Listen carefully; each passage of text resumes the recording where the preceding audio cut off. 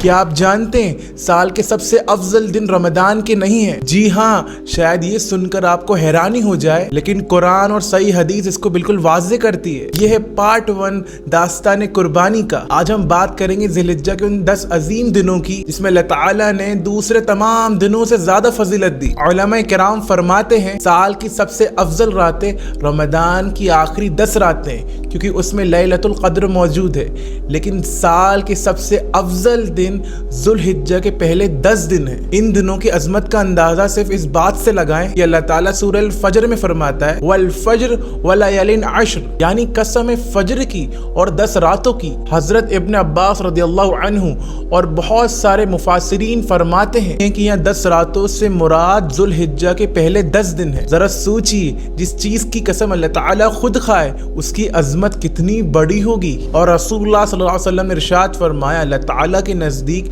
ذو الحجہ کے پہلے 10 دن کے کیے گئے نیک اعمال نہ دوسرے تمام دنوں کے اعمال سے محبوب ہیں۔ صحابہ رضی اللہ عنہ نے پوچھا یا رسول اللہ صلی اللہ علیہ وسلم کیا جہاد بھی نہیں؟ آپ صلی اللہ علیہ وسلم نے ارشاد فرمایا جہاد بھی نہیں سوائے اس شخص کے جو اپنے ساتھ جان اور مال لے کر نکلا اور پھر کچھ بھی واپس لے کر نہ آئے۔ اب سوال یہ ہے کہ ہمیں ان 10 دنوں میں کیا کرنا چاہیے؟ آپ صلی اللہ علیہ وسلم نے ارشاد فرمایا ان دنوں میں لا الہ الا اللہ، اللہ اکبر اور الحمدللہ کثرت سے کیا کرو۔ ہر وقت چلتے پھرتے اٹھتے بیٹھتے اللہ تعالیٰ کا ذکر کیا کرو۔ اور دوسری چیز نفلی روزہ، 1 ذو الحجہ سے لے کر 9 ذی الحجہ تک روزہ رکھنا ایک عظیم سنت ہے، اور روایت میں آتا ہے ان دنوں کا ایک روزہ نا پورے سال کے روزے کے برابر ہے۔ ہمیں خاص طور پہ 9 ذو الحجہ کا روزہ رکھنا چاہیے، یعنی روزے عرفہ۔ نبی کریم صلی اللہ علیہ وسلم نے ارشاد فرمایا عرفہ کا روزہ 1 سال پہلے اور 1 سال کے بعد کے گناہوں کا کفارہ بن جاتا ہے۔ تیسری چیز